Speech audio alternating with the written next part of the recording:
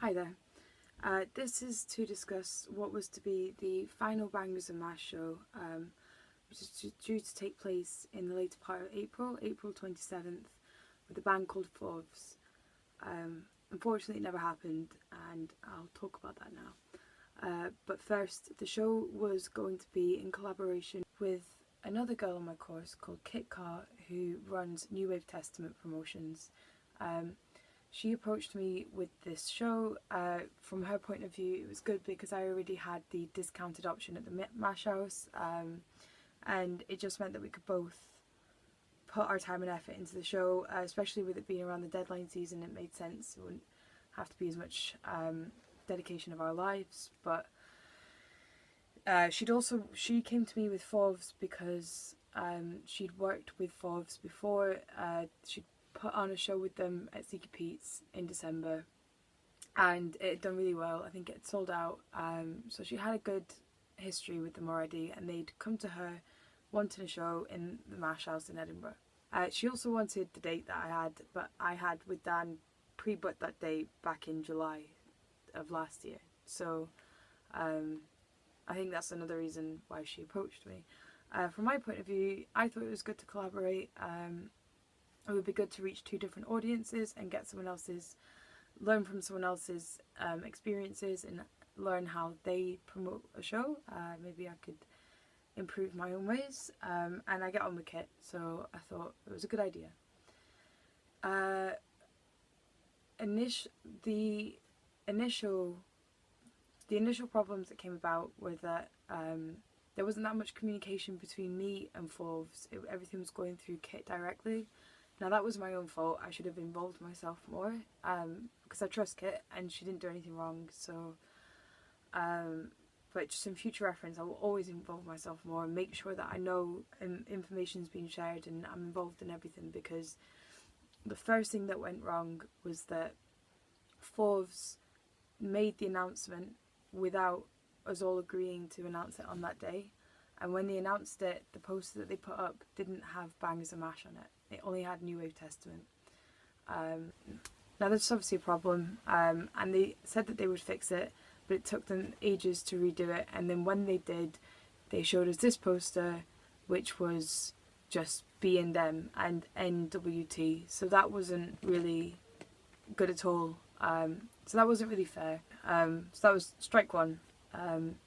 The second problem was that a fee had never really been properly agreed, I don't think.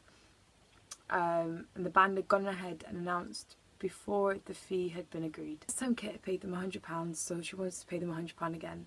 And then obviously that's versus 80%, so that's £100 minimum. If the show had sold out, then they would have got more than that. However, Fauves came back and said that this wasn't enough and that they wanted £400, which was obviously far out with mine and Kit's budgets.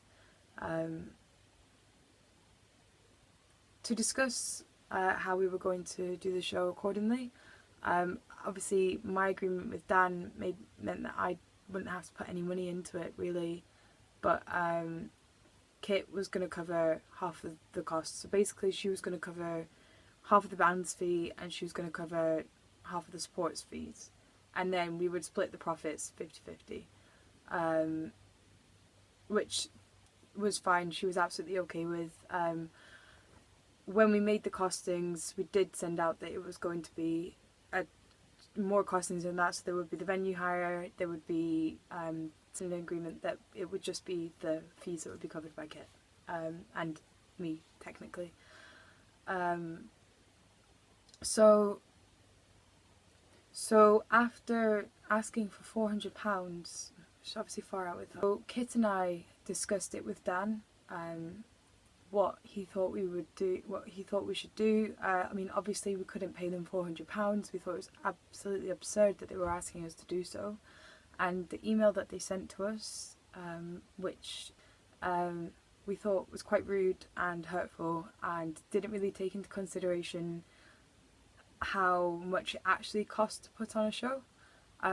They seemed to kind of think that we were being money grabbing and they were being very patronising, but what was a bit stupid about the situation was that they didn't really seem to grasp that the bigger the venue, the more it cost to put on a show, so they couldn't really understand that at all.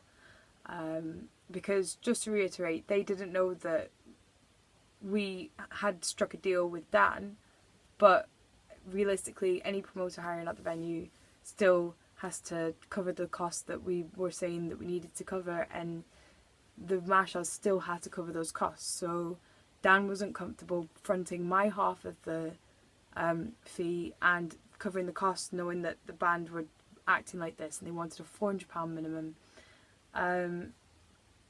What was even worse about this was that they'd said that we were responsible for getting the support acts, which is true, but they were so determined that they would sell out the venue, but then put half the responsibility on the support acts. And I just don't think that a band that thinks they're worth £400 should put half the responsibility of selling out on the support act. Surely they should be able to sell it out themselves.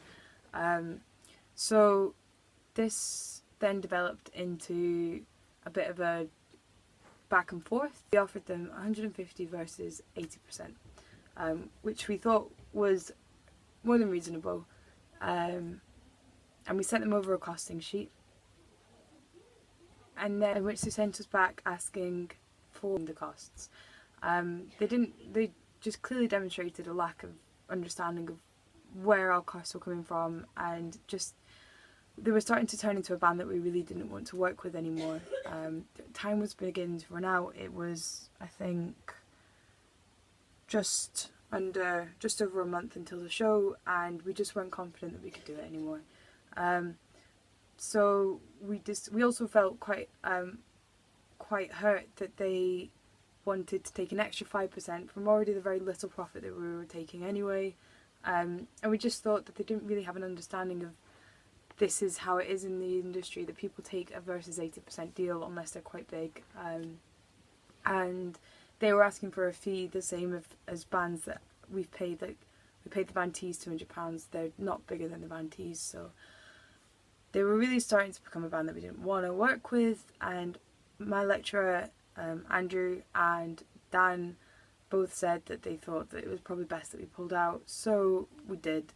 We emailed them our reasons, and then they emailed us back, but we basically just said we don't think we can do the show, and they emailed us back saying that trying to scaremonger us and trying to say that they would that they would say bad things about us and that we were like terrible promoters and all this kind of stuff. But what this really taught me was that actually bands will try and take the mickey out of you, and to always stand your ground. It taught me that there is absolutely no shame in pulling a show if you don't think it's going to work out, because the consequences of that putting on that show may be far greater than not putting on the show.